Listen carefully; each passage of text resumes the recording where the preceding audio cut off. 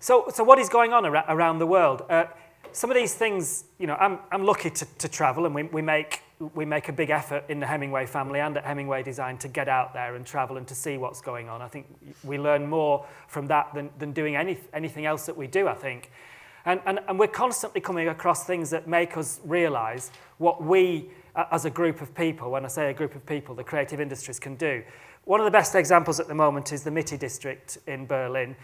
So the Mitte district in Berlin is a fine example of where outsiders, which we until recently have been seen as outsiders, have taken an area that central government tried to help but just gave up on because they just looked at it and thought, we can't do anything with that. It's full of weirdos, it's full of artists and drug addicts, and we've just got to leave that while we concentrate on the things that we know, which are much more corporate.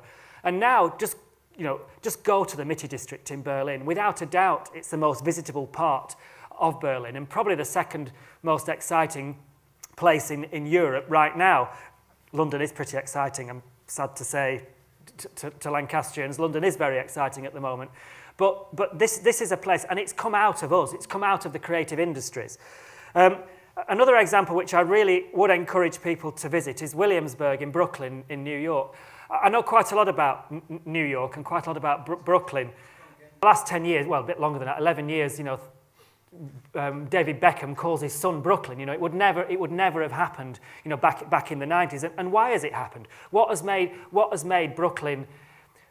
There's a little story. Last time we were there in Williamsburg, which was I don't know, just over a year ago, for the first time ever, I stayed. We went for a week, me and Geraldine, and we stayed the whole week in Brooklyn.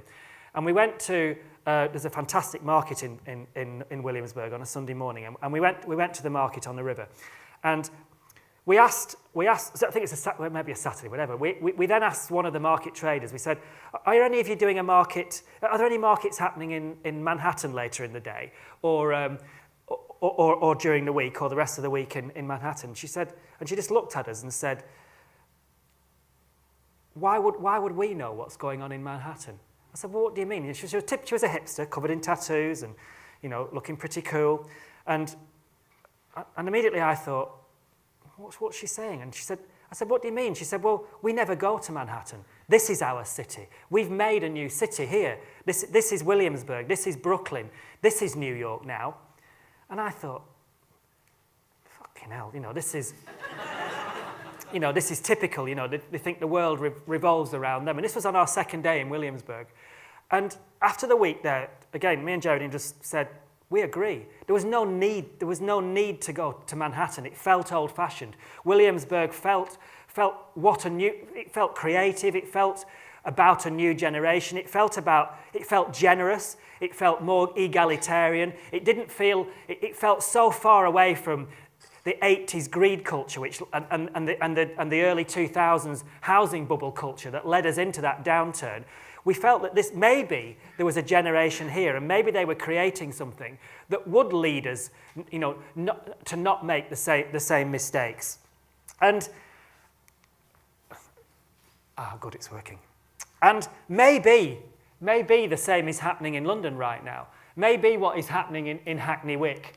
Turning, areas like this, which, aren't the standard regeneration areas. These are areas that, it's very easy. You talk about regeneration, and, for me, it's much easier to look at the Liverpool streets, for example. The one that getting all the press at the moment, the Ringo Starr streets, not too far from here, and to look at that and think, yes, we can regenerate that. But we still bloody don't, which is crazy. But looking at this looks like a basket case. Would you agree? To an extent, it's a basket case. But we can, as a community, we can turn basket cases.